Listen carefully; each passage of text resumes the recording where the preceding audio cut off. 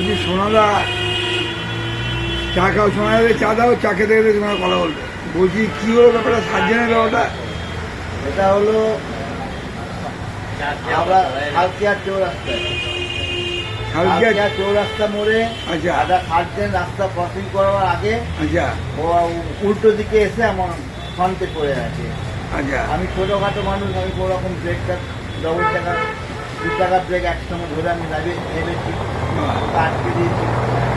তো উনি আমার কাছে খুবই দুঃখ প্রকাশ করলো যে দাদা ভুল হয়ে গেছে, আপনারা পেপারওয়ালা, আপনারা একটু তাড়াতাড়ি কাজ, কিন্তু আমার একটু দেখে চলা উচিত ছিল।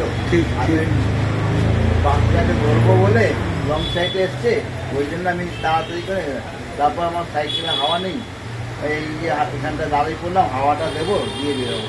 তাহলে ভালো মানুষ এখনো আছে পৃথিবীতে, তাই না? হ্যাঁ, জয় মাতা।